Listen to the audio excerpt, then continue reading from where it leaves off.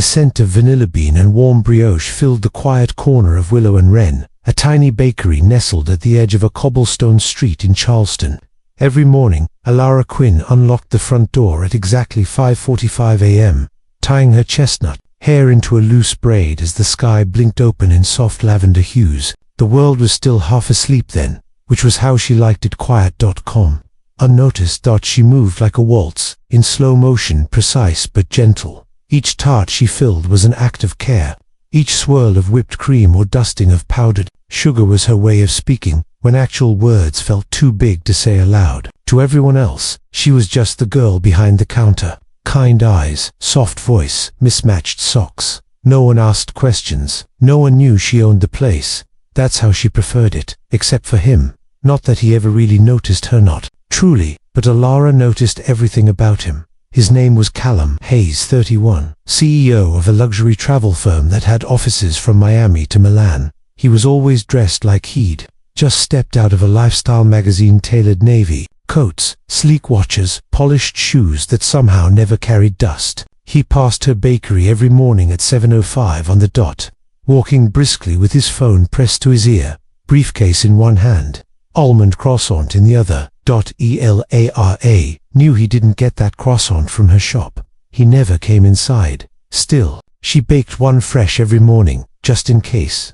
Just in case one day, the scent might draw him in. That had been 9 years of just in case. It started back in college, when Callum was the confident editor of the campus magazine and Alara was the shy girl from the literature club who always sat in the back. He wrote with fire and ambition. She read with heart and imagination. He never noticed her, not really, and she never had the courage to say more than a polite hello if they passed on the library steps. But even then, she admired him from afar. Quietly back then, she used to write poems about him in the margins of her baking journal.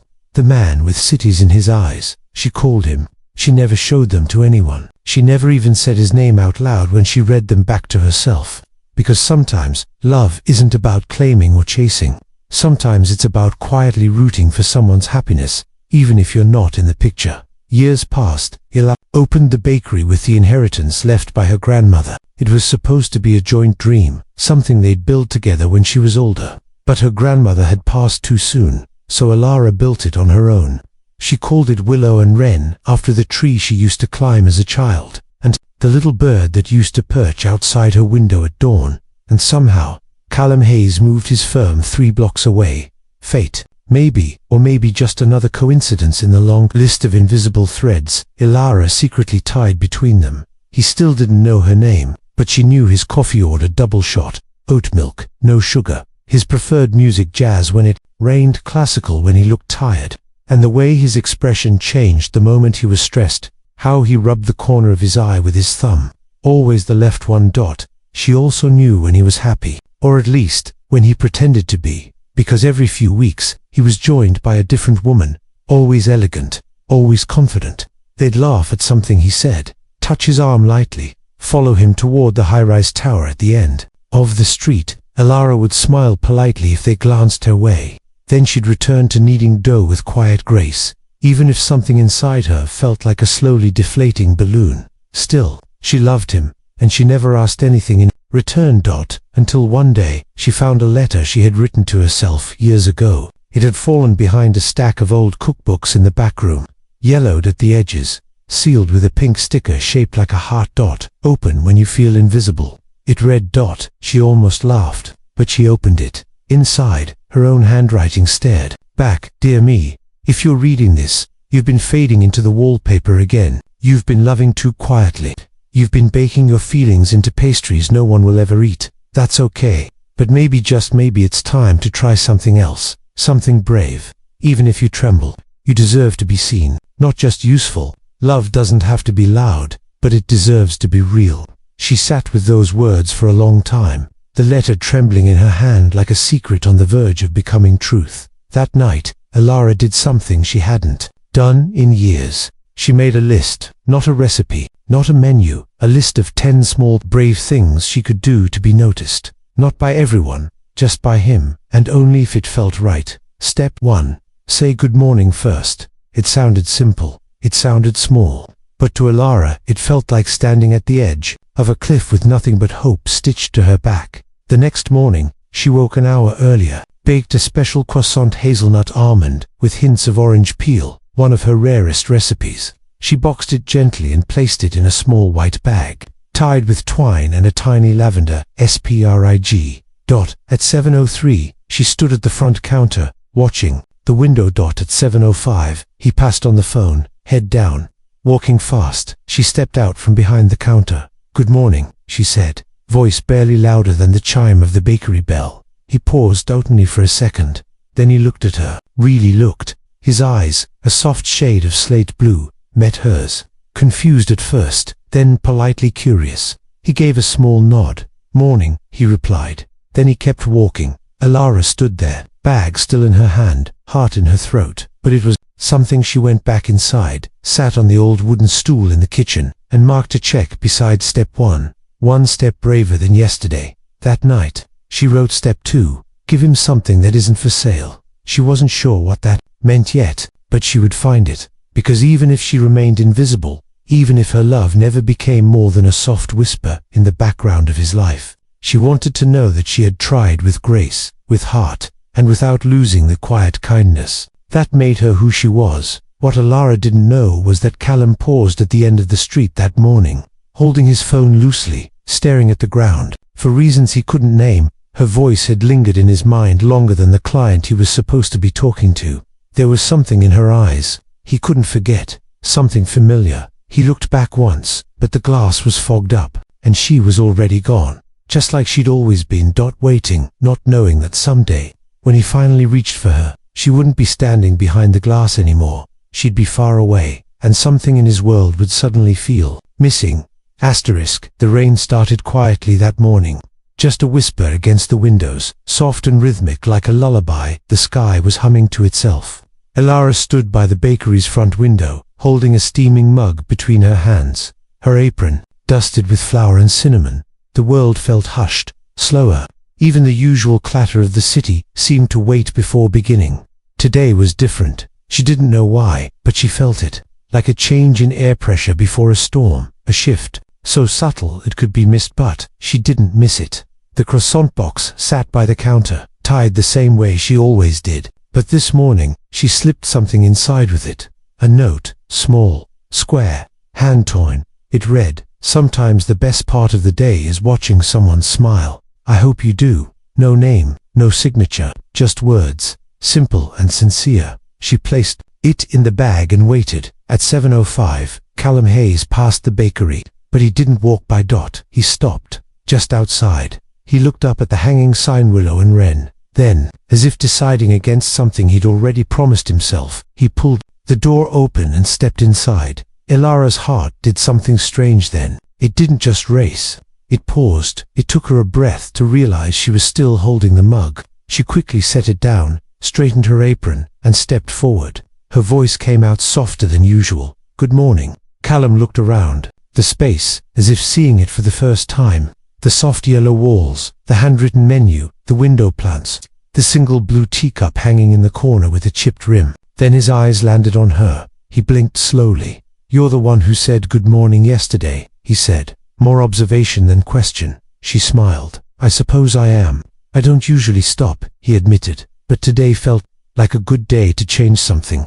He didn't say more, but he didn't need to. Alara walked behind the counter and reached for the box she had already prepared, the one with the note inside. "I made this earlier. Thought maybe you'd want to try something new today." He raised an eyebrow. "You'd already made it." "I take baking seriously," she said, trying to make it light. But her heart was thudding so loud, she wondered if he could hear it too. He opened the box. The scent of orange peel and roasted hazelnut filled the space between them. "You baked this for me." It wasn't a question either. She didn't answer, just watched as he pulled out the note and read it, slowly twice. Then he smiled. A real one, not polite, not rehearsed, just honest. Elara. Single quotes has tightened on the counter's edge to stop herself from fidgeting. "That's the best part of my day now," he said, folding the note and slipping it into his coat pocket. She thought he'd leave then, that he'd say thank you and walk out, maybe come again next week or never. But he didn't. Instead, He looked at the small seating area tucked by the corner window and asked, "Mind if I sit for a few minutes?" Elara nodded, unable to trust her voice. He sat down, took a bite of the croissant, and closed his eyes briefly. "This tastes like memory," he said softly.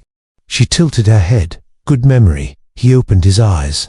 "The kind you didn't realize you missed until it shows up again." The bakery was quiet, except for the soft hum of the ceiling fan and the occasional splash of rain against the glass. And in that space, something started to shift, not quickly, not dramatically, but the way soil starts to warm before a seed sprouts. They didn't talk much, but that morning, Callum stayed longer than his usual walk allowed. When he finally stood to leave, he turned to her and said, "I never asked your name." "Elara," she said. He repeated it under his breath, like he was trying to memorize how it felt. "Elara, thank you." And then he was gone. But something lingered in the air after he left, like the trace of a familiar song. Elara didn't mark a check beside any step that night, not because it wasn't progress, but because this wasn't part of the plan. This moment, it had unfolded all on its own. And maybe that was the best kind of progress, the kind that wasn't forced. But just when she thought life might be handing her a gentle surprise, something happened that evening that changed everything. As she closed the bakery at dusk, Elara noticed a black car parked across the street. Inside, a woman sat in the passenger seat, perfect posture, red lipstick, sharp eyes watching her bakery door. She didn't smile, didn't blink, just stared. Then the car pulled away slowly, disappearing around the corner. Elara stood frozen, fingers still on the lock. She didn't know who the woman was, but she had a feeling that she wasn't just another customer. And for the first time in a long time, Elara's quiet love didn't feel peaceful. It felt like something was about to begin. And not everything beautiful comes gently. The sky was a canvas of shifting gray the next morning, the kind that made the world feel like it was waiting for something to happen. Elara unlocked the bakery as usual, her keys jangling softly like wind chimes in a breeze. The bell above the door gave its cheerful chime, but even the sound felt distant today, like it echoed through a tunnel of unspoken tension. She had barely slept. The woman in the car from the night before had etched herself into Elara's mind, those cold, unblinking eyes, and that unreadable expression. It was the kind of face you didn't forget, no matter how much you wanted to. Elara told herself it was probably nothing, maybe a passerby, maybe someone waiting for a friend, but something deep in her, the part that rarely spoke but always knew, whispered that this was more than coincidence. Still, she pushed the feeling down like an unfinished song and went about the opening rituals. Scones in the oven, coffee brewing, apron tied, smile practiced, just in case. At 7:10, Callum walked in. He looked the same, polished, poised, but his eyes searched the space the moment he stepped inside, as if expecting something, or someone. When his gaze landed on Elara, it softened, just slightly, just enough for her to breathe again. "Morning," he said. She handed him a small white to-go bag, orange hazelnut again. "I remembered," he smiled. "I was hoping you would." They stood in silence for a moment longer than necessary. Something about him felt different today, not colder, not warmer, just preoccupied. Then he asked, "Was anyone watching the shop yesterday?" Her heart skipped. He asked it casually, like one might ask about the weather, but his tone didn't match the question. It carried weight. "Why do you ask?" she replied, careful to sound neutral. "I thought I saw someone across the street," he said, shifting the strap of his briefcase higher on his shoulder. "Just a feeling." Elara hesitated. "A woman in a car." He nodded. Red lips, pale coat, sharp eyes. So he'd seen her too. Neither of them said anything after that. It was as if acknowledging the woman made her presence stronger, like speaking a ghost's name aloud. Callum took a slow breath and looked at Elara. Really looked this time. "Be careful," he said softly. "There are people who notice things they shouldn't." She nodded, heart pounding. After he left, Elara stood at the counter staring at the rain streaks sliding down the glass. She didn't feel afraid, exactly, but something about that morning unsettled her. Like the feeling when a piece of music skips a beat, you don't know what's wrong, only that something is. That night, Elara stayed late after closing, not because she had work, but because she couldn't quite bring herself to leave. The bakery, warm and filled with the scent of vanilla and cinnamon, was her safe place. The outside world suddenly felt like a stranger. She lit the little candle she always kept by the register and sat by the window, notebook in hand.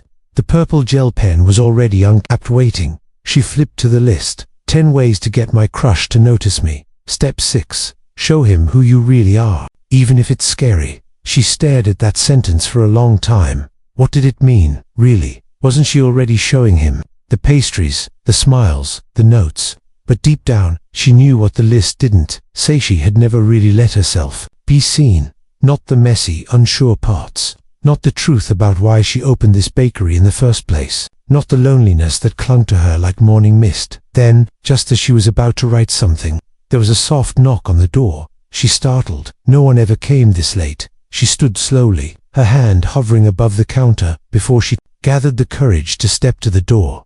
Outside stood a girl no older than 20, with tangled, dark curls and tear-streaked cheeks. She wore a hoodie 2 sizes too big, and her arms were crossed like she was holding herself together. "I saw the light," the girl said quietly. I didn't know where else to go."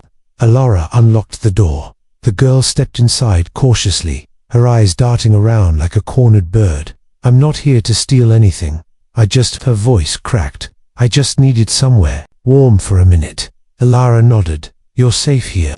She poured her a cup of warm milk with honey and handed her a fresh roll, still warm from earlier. The girl stared at it like it was the first kindness she'd seen in weeks. As she ate, Alara sat with her in silence. No questions, just presence. After a while, the girl said, "You remind me of someone." Alara smiled gently. "I hope it's someone good." She was. The girl's voice trembled. Until she met him, Ilara's breath caught. She didn't speak, but she felt something shift in the air again. The girl looked up. "You should be careful who you trust."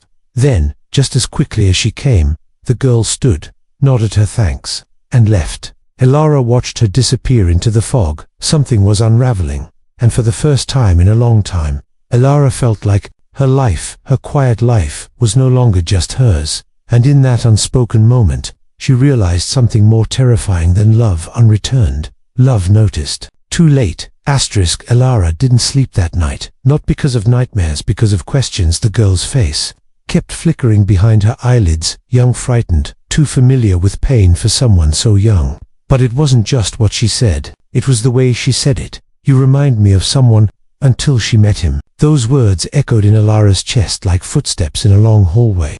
She wanted to brush them off, convince herself they didn't mean anything. But her instincts, the same quiet compass that had guided her through heartbreak, survival, and solitude, whispered something else. By morning, the bakery felt like a different world. Everything looked the same, the checkered floors, the soft blue walls, the recipe cards on the counter. But Ilara felt like she was walking through it as someone else, someone aware that the story she thought she was writing might not be the one unfolding. At 7:03 a.m., Callum didn't walk in. By 7:10 she told herself he was just late. By 7:20 she had convinced herself it didn't matter. But it did, because, for the past week, every morning had felt like a new chapter.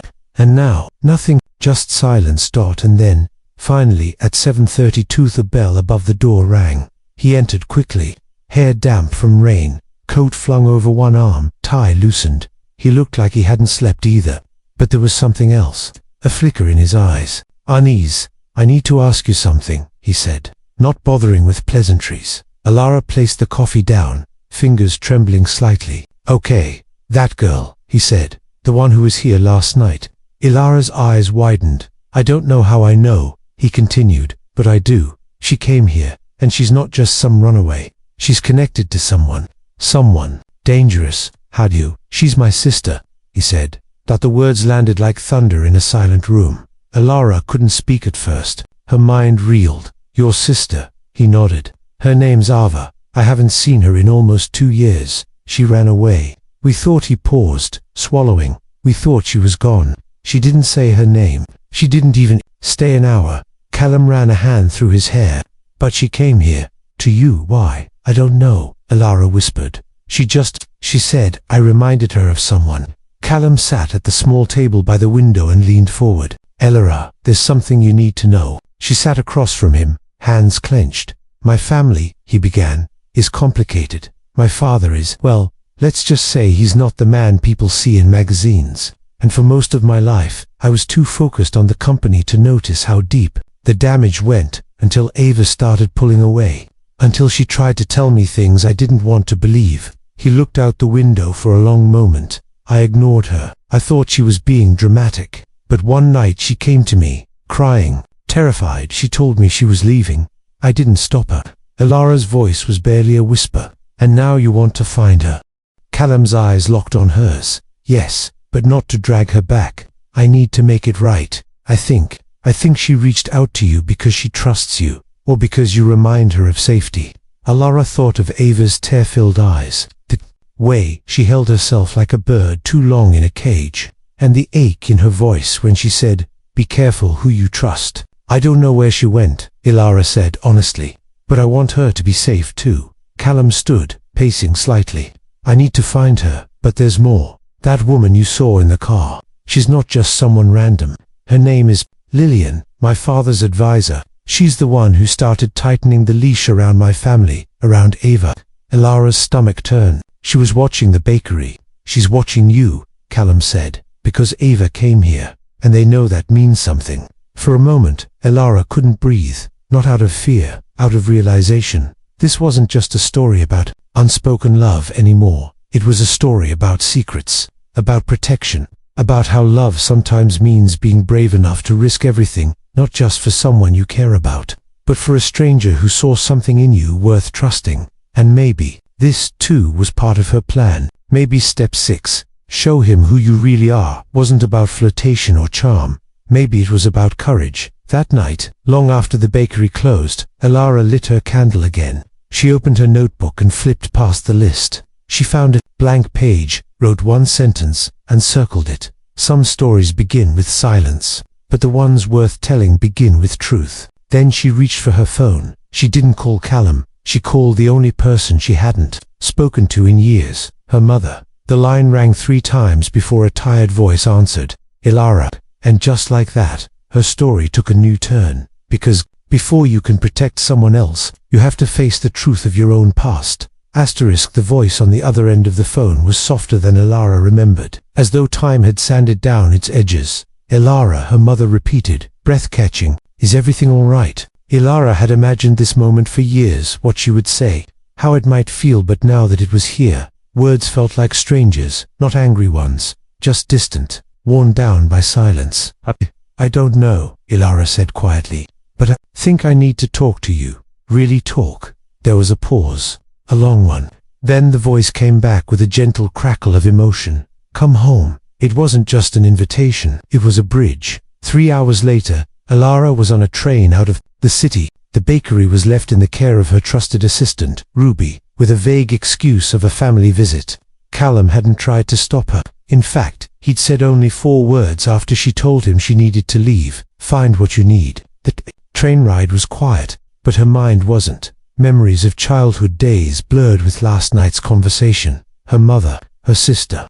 The night Ilara left home, the reason she built a new life in a city that didn't know her name. Because some stories aren't buried, they're just unfinished. Her hometown looked smaller than she remembered. The streets were the same. The grocery store still had that faded "special today" sign that hadn't changed in 10 years. Her old house stood at the end of the cul-de-sac, like a photo left in the sun, familiar, but faded around the edges. When her mother opened the door, Ilara froze. There she was, older, of course, lines on her face, silver streaks in her hair, but the eyes were the same, soft, watchful, tired from carrying things too long. Neither of them spoke at first. Then Ilara said, "Hi." Her mother smiled. "You always did say the most with the fewest words." They sat in the kitchen later, over tea.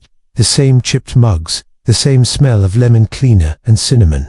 It was like stepping into a chapter of her life that had been bookmarked and never returned to. "You're here because of the girl, aren't you?" her mother asked gently. Ilara looked up sharply. "You knew?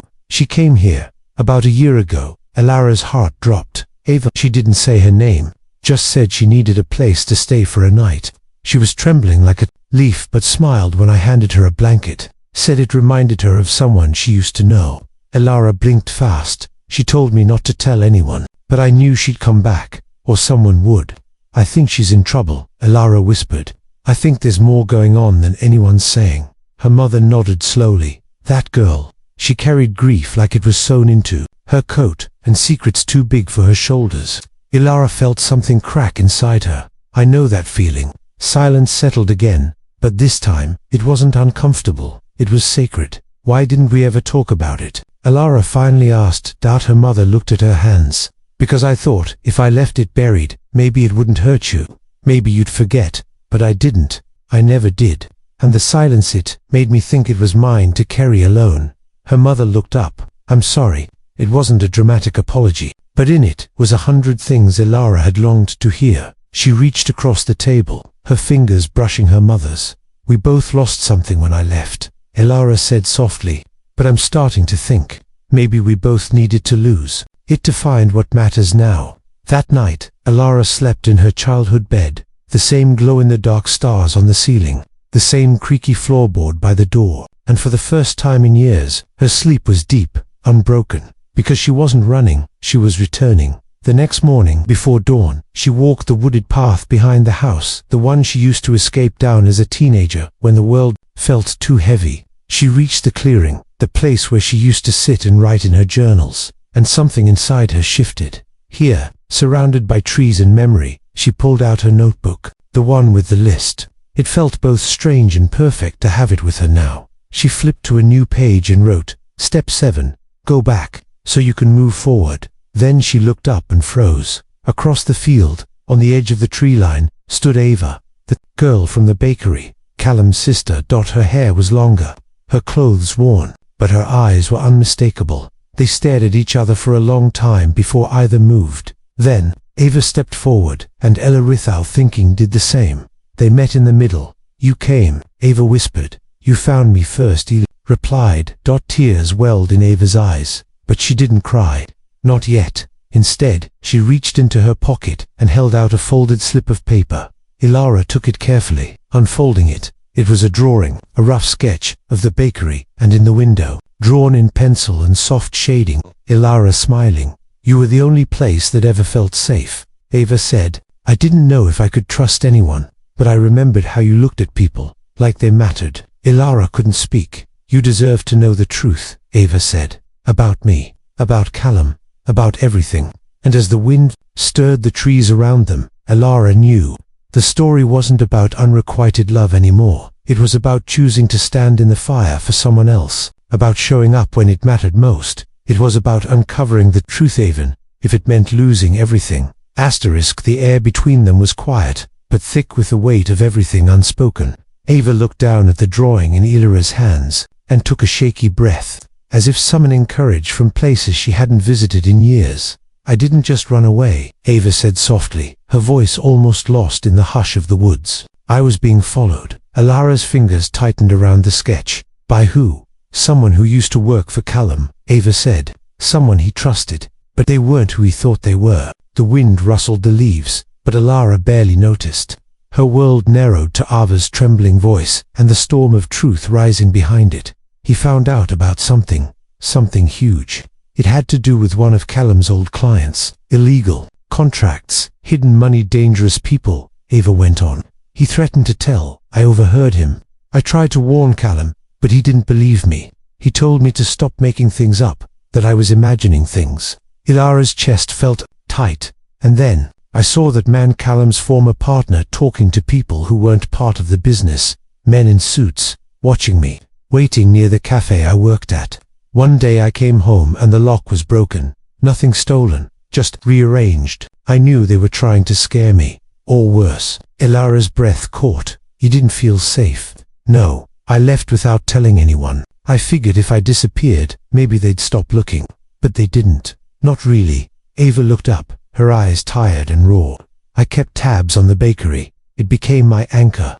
You were my anchor. Ilara's throat tightened. Ava, why didn't you tell me sooner? I would have helped. I didn't want to ruin your life, too, she said. Callum, he's not the villain here. He didn't know, but he's part of something bigger now. And I think they're still watching him.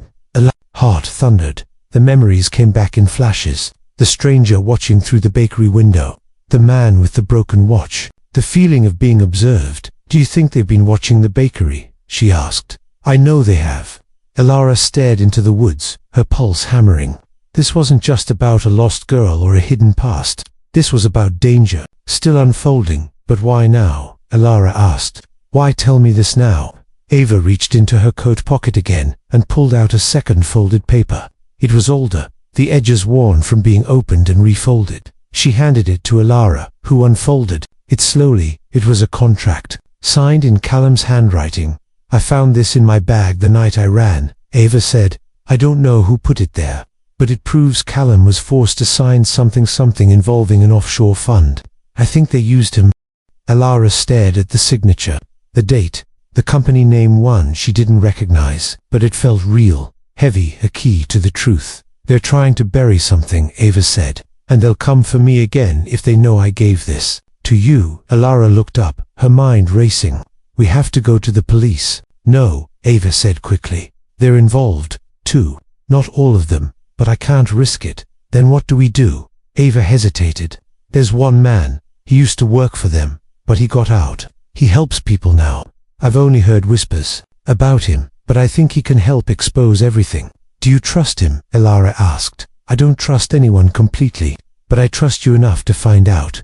They walked back to the house slowly, their steps unsure but sync. Elara felt the notebook pressed against her chest, her old list of 10 steps crumpling slightly with the new pages added. Step 8. Protect the truth, even when it hurts. Step 9. Forgive the ones who left scars. Step 10. Love is sometimes sacrifice, without applause. That night, Elara stood outside Callum's apartment, holding the contract in one hand and her courage in the other. When he opened the door, his face lit up for a second, till he saw what she was holding.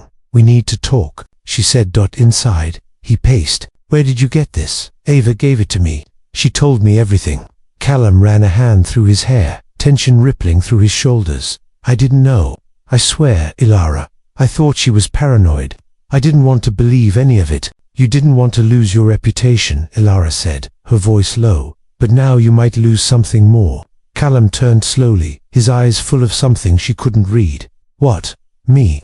The words hung in the air, stark and unyielding. Because this, she held up the contract. This isn't just about what they did. It's about what you chose not to see. Callum looked like he'd been slapped. I never wanted to hurt you, but you did. When you ignored her, when you ignored me. I'll fix it, he whispered. Whatever it takes. Elara took a breath. Then start by helping us find that man. The one Ava trusts. And if you really care, protect her. Not just because she's your sister, but because she's someone who mattered before it was convenient. He nodded slowly, something breaking in his expression. A new understanding, maybe even remorse. Later, Elara stepped out into the night, the city lights flickering like scattered fireflies. She didn't know what tomorrow held, or if any of them would come out of this unchanged dot. But for the first time, the story wasn't just about a girl loving a man in silence. It was about the girl who found her voice, the girl who stood up, the girl who finally understood love that stays silent too long, becomes the silence that breaks everything. And she was done being quiet.